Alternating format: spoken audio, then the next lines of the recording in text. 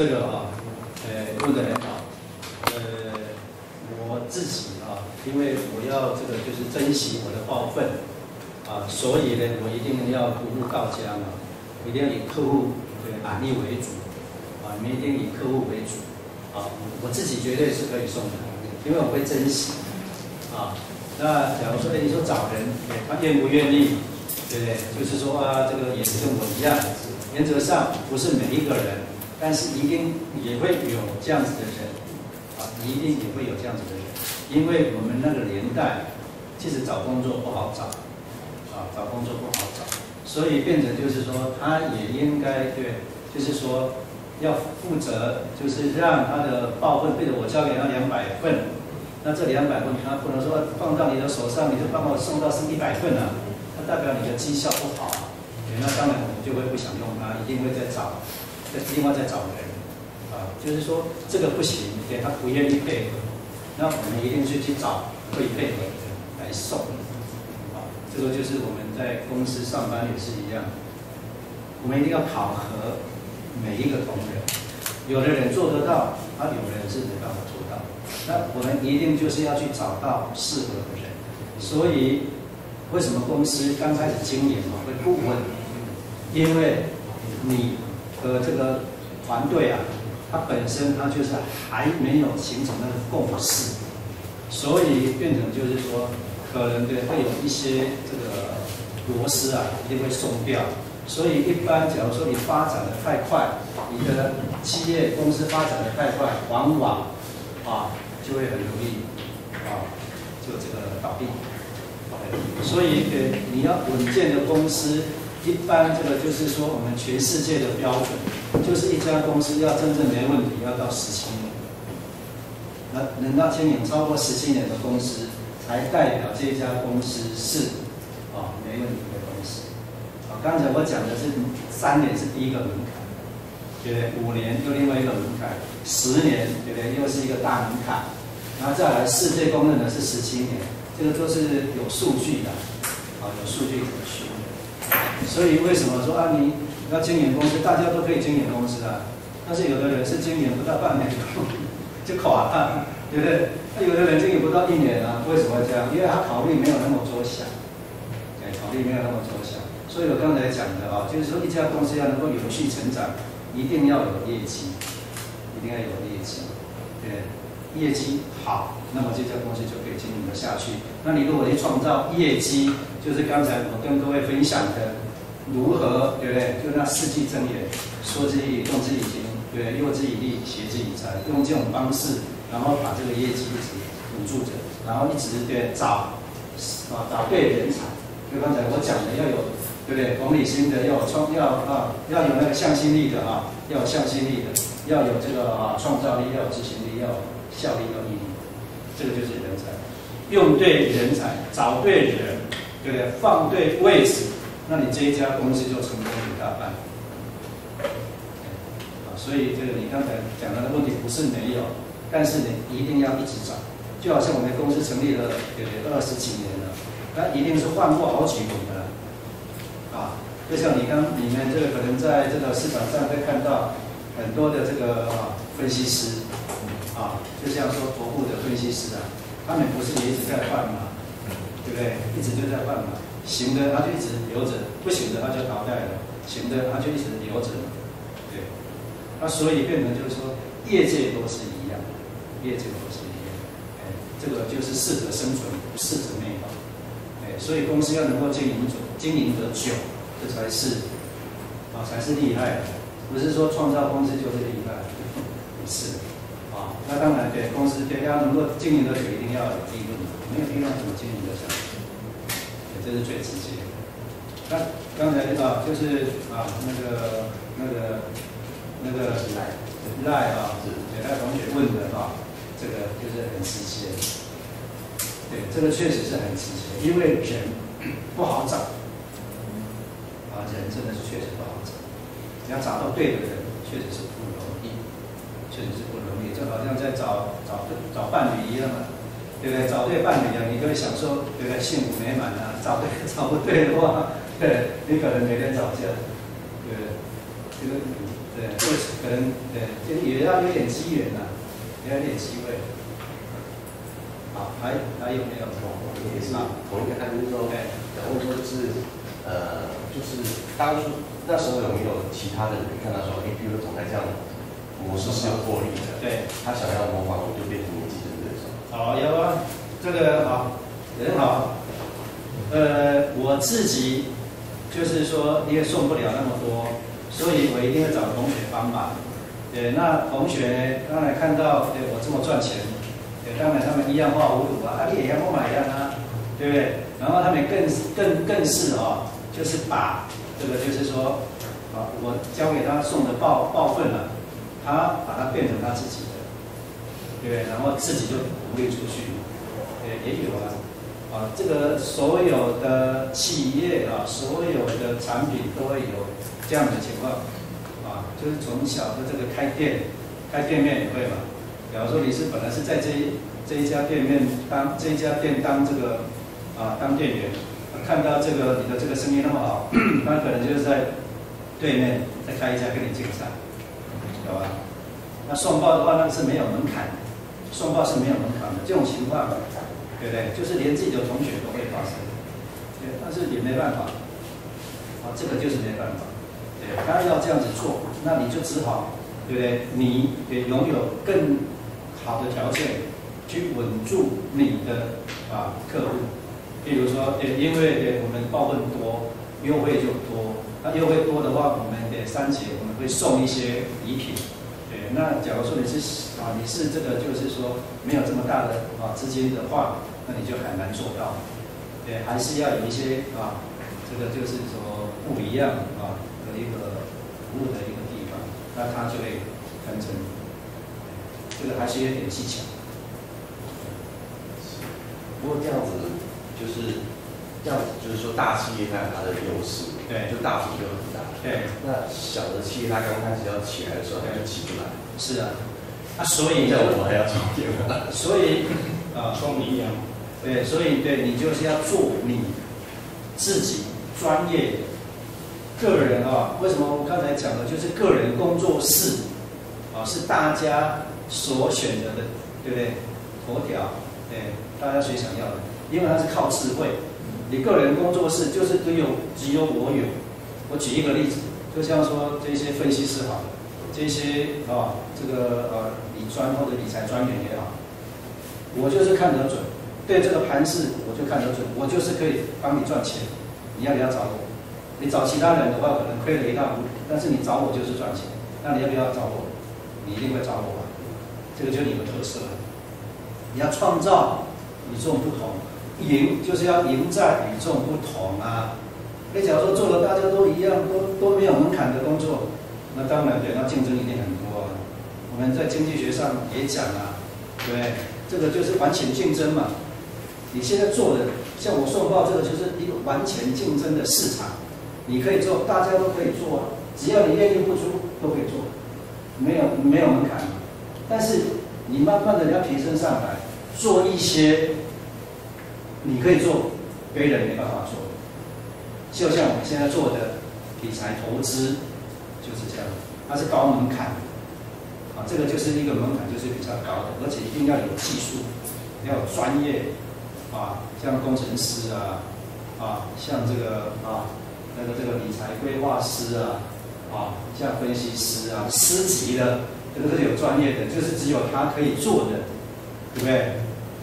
或者审计师等等对，这些是变成人家没办法学的，那就 OK 了，不是一样画葫芦就可以做的，对不对？是。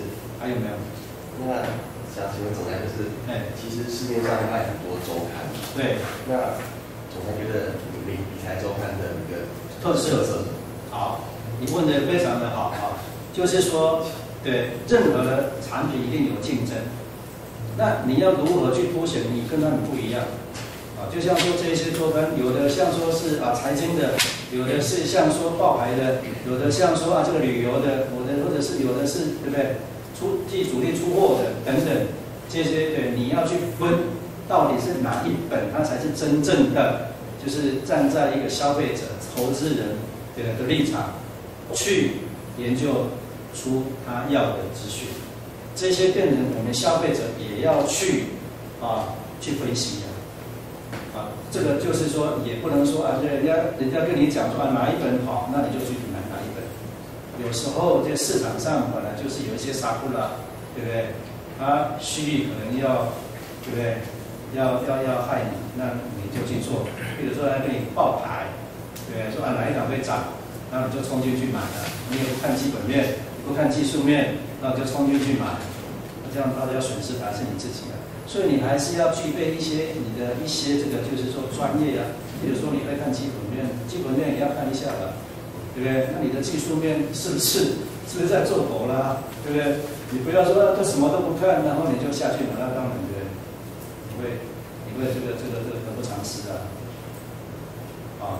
那我们的专业就是说，就是说我们所有分析师他们的研究报告，对不对？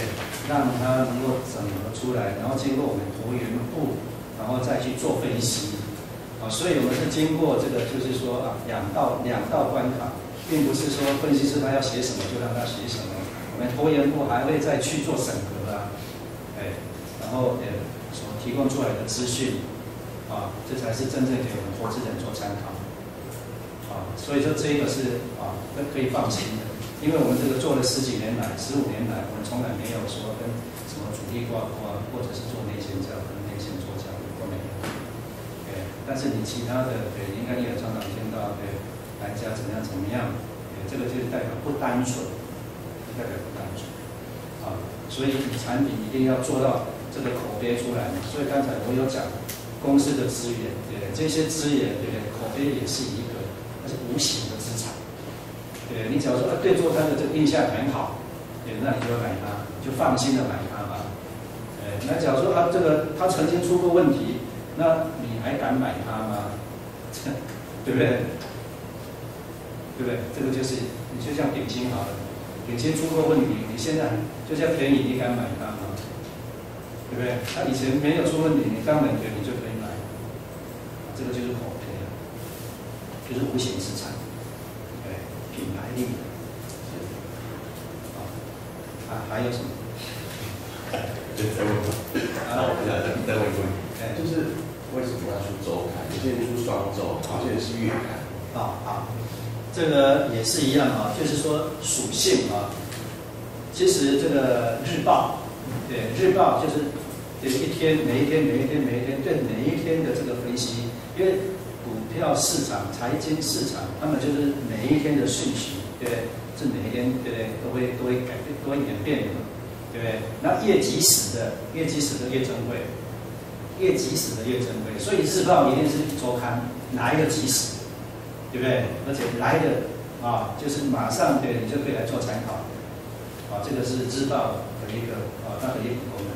你假如说要看即时新闻，就像说电视上不是即时新闻嘛？电视上几乎是24小时在轮播，24小时在轮播，网络上的可能是几秒钟在轮播的，那是即时的，对不对？因为你要取得基先我们不是都要做投资，不是都要取得基先吗？对，谁比较早取得基先的话，那谁就有机会。就像说你的资讯是从这个华尔街，对不对？这个彭博资讯那边来的，那当然是最好、最有价值、最贵的。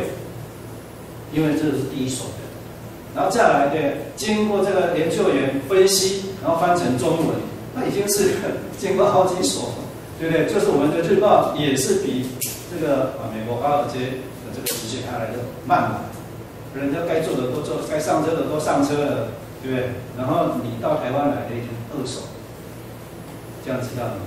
所以就没有1手的这么好。然后再来，因为我们周刊就要做深入的报道。针对这一些标的做深入的报道，所以变成要花时间，对不对？因为我们是台湾的股市嘛，要花时间，所以我们在最快的时间就是周刊，就是一周的话，要把这一些这个标的把它研究的透彻一点，又不能说这个美国这个那个彭博资讯他说什么，那我们就做什么，我们就相信吗？也不是因为毕竟台湾的市场还是有台湾市场的主力嘛。这个是不一样的你假如说在经过了两周那2周的话执行就更慢了。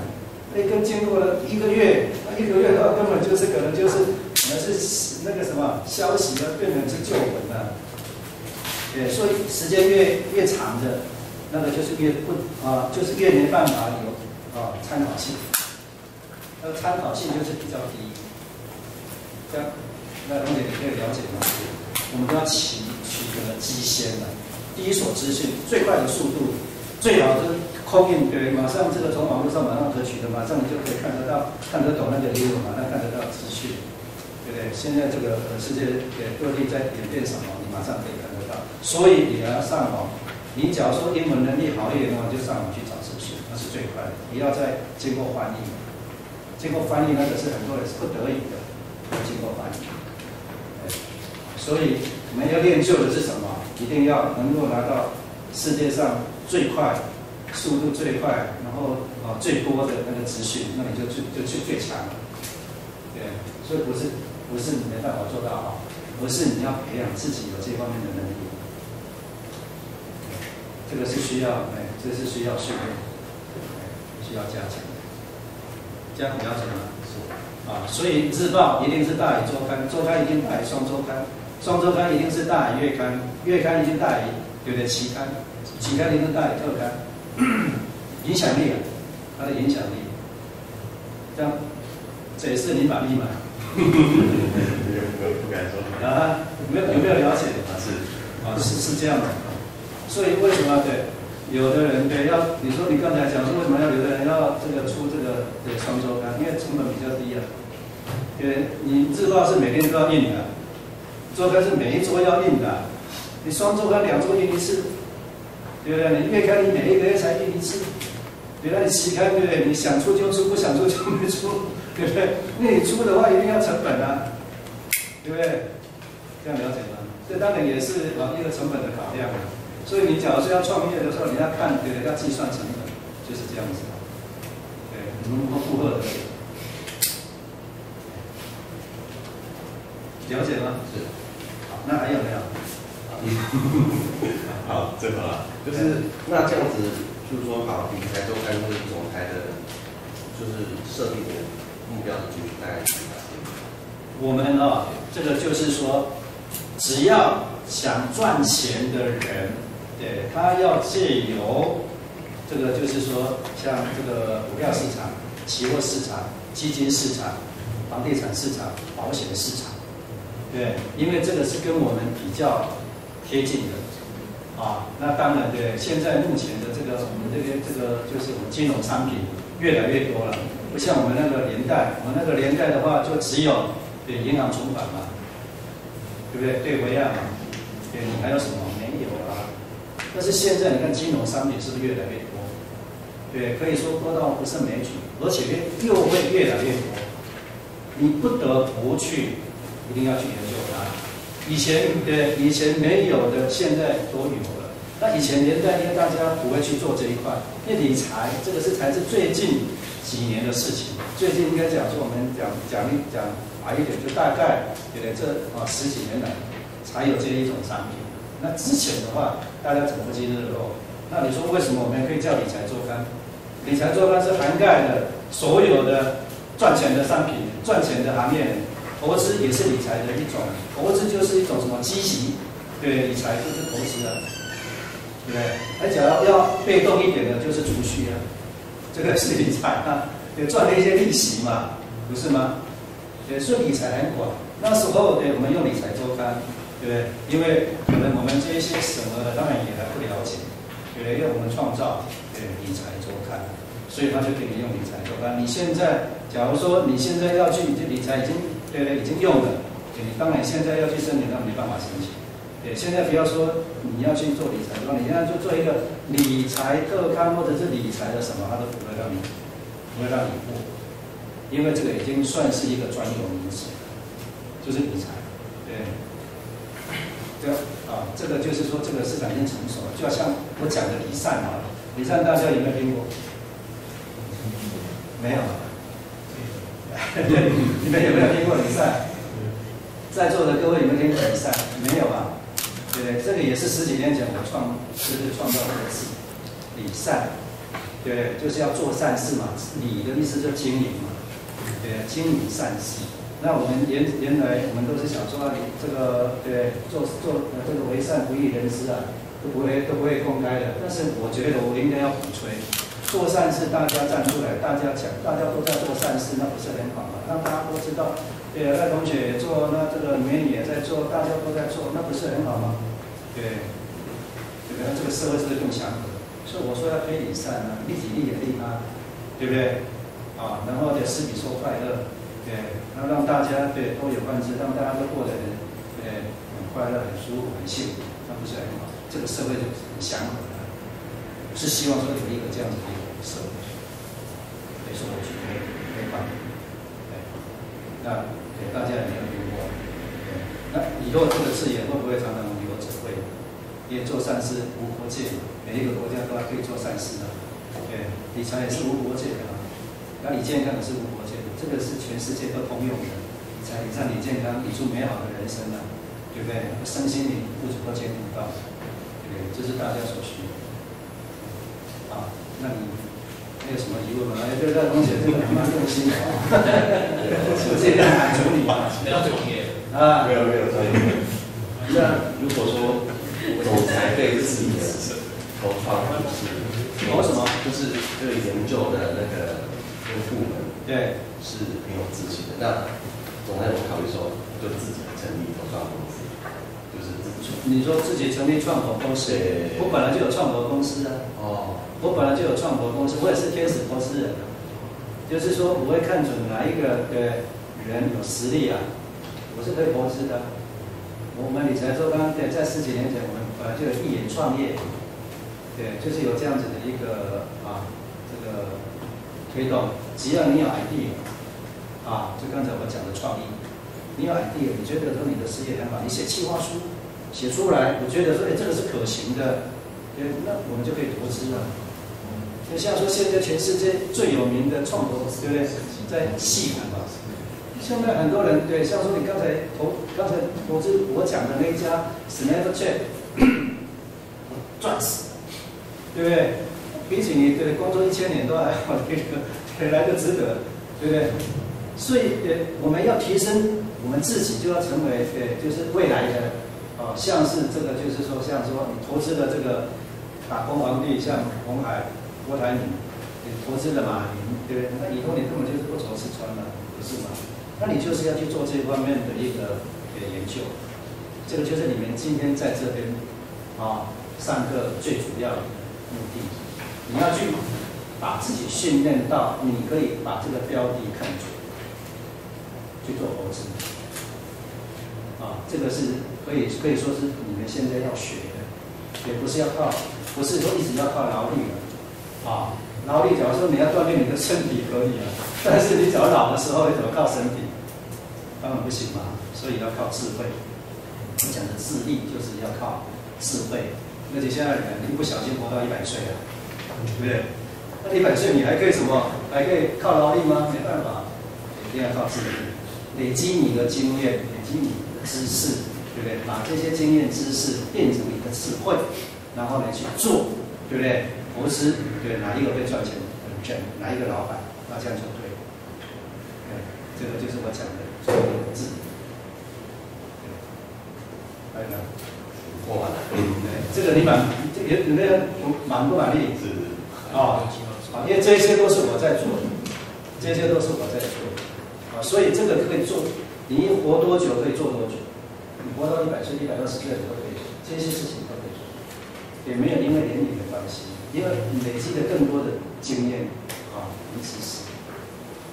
好 ，OK， 我们可以请问。好 ，OK， 就是有时候会遇到一些优秀的年轻创业家，对，那是不是可以引荐给总裁认识就是有一些创业家，他们可能也是需要有一些创投的资金这样，对，那是不是可以到时候可以？对，我很欢迎啊，我很欢迎啊，就是说，对我们这个理财周刊的一个平台，对不对？也是就是去挖，就是要去挖嘛，挖一些人才，挖一些商品。对不对？挖一些合作的对象嘛，对不对？那所以只要是他的创意觉得可行的，那我们就会去投资啊。就是现在台湾就是很多的有钱人，对不对？他们有钱，但是他们要找对标的来投资的。对，那你，所以我等一下要讲这个，就是说你要如何写这个企划书，一样嘛。这些企划你要如何写到让人家觉得你真的是可以赚钱的。你假如说你写出来的东西，人家觉得说这怎么可能会赚钱？你连基本的概念都没有，那不可能赚钱。对，所以对有这样子的机会，那他们对可以对，就是大家对来研究讨论。对，谢谢。好，还有没有？其实我也有。总裁讲过话之后，我才知道有礼善这个名字，然后翻译了之后，我觉得这个礼善商机无限。礼善呢？我要取代光明灯的那个习惯。我就觉得这个可以再说，就是让，就是说，谁做善事，帮他做宣扬，对不对？然后我就觉得这可以取代光明灯，就是说，透过网络也透过你们的这个期刊，我就觉得可能可以让很多台湾的信徒或观念慢慢改变。对，我把钱不是说花在点光明灯，其实点光明灯那个是那个资金很可怕，对，就可能是变成就是说一个管道，透过你的管道，比如说是礼善，也许就是说，就是捐个钱啊，就是用各种方法自己去挖掘一些故事，或者说去一些善行。对，我在慢慢想，我一定会这个计划。好。我讲一个，这个就是说，现在礼善全世界现在做礼善最成功的2位这个就是有钱人第一个是巴菲特，第2位是比尔盖茨你看对不对？他们这么样的成功，对不对？这么有钱，而且他们能够把自己，对不对？这一些剩余的，他们认为用不到的。对，可能用不到的是几百亿的美金用不到，对，几千亿的台币他把它，对不对？赠赠给他们的基金会，这个比那个什么诺贝尔比那个诺贝尔奖金还要更多对不对？是不是值得推广？真的很值得推广。你看，这个就是说，人家说，对不对？智慧就是财富。会做善事的人，他就是一个大智慧，就是一个大智慧。会去做的人，他就是一个有心胸的人，所以他怪不得他可以赚那么多钱。所以我们要赚钱，首先心胸要能够开阔。你假如是一个小气巴拉的，对不对？那你怎么可能会赚大钱？不可能嘛，你容不下嘛。对，所以一定要先，应该讲说心胸要开阔。等一下我讲这些我想写这个企划书我想你们这个就是可以慢慢的研磨，我们也有开这样子的课，就可以慢慢的去留意